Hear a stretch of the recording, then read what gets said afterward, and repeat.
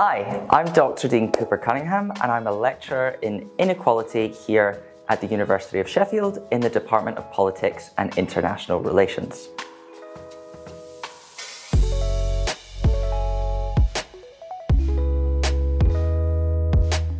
In celebration of LGBT History Month, we thought it would be quite nice for me to share what I think are some of the important moments in queer history. Not all of them, there have been so many. And also to share some of my own personal favourite items of popular culture that you can engage with that might touch on some of those moments of history.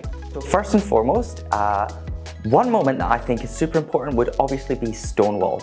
The Stonewall riots from 1969 are what a lot of historians and activists and political scientists, social scientists like to think of or talk about as the starting point of what we think of today as the LGBT movement. It started with Sylvia Rivera rebelling against the police in protest of discriminant violence by the police forces in New York. Number two, a slightly more depressing and less liberatory aspect of queer history would be the AIDS crisis from the 1980s, which saw huge amounts of queer people, in particular gay men, being left to die because the government deemed AIDS a disease that was targeting morally backwards and immoral sexual lifestyles.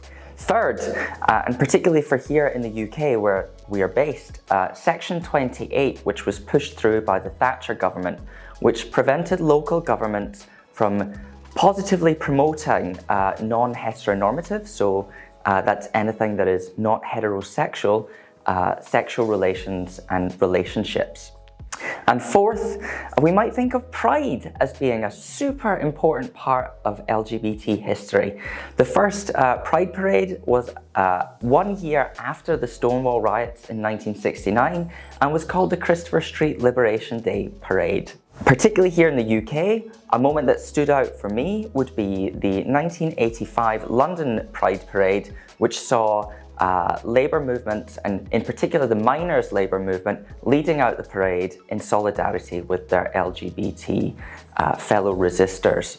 Now, in terms of popular culture, there's so much that we could have chosen from, but picking up on those four things, I would recommend you to have a look at Pose, The Life and Death of Marsha P. Johnson, a great documentary about a trans activist. It's a Sin, which will document a British experience of the AIDS crisis and also touches upon that Section 28 by the Thatcher government.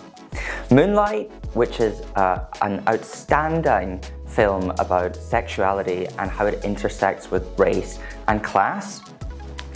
And a personal favourite from Yorkshire would be God's Own Country. Thanks for watching and enjoy!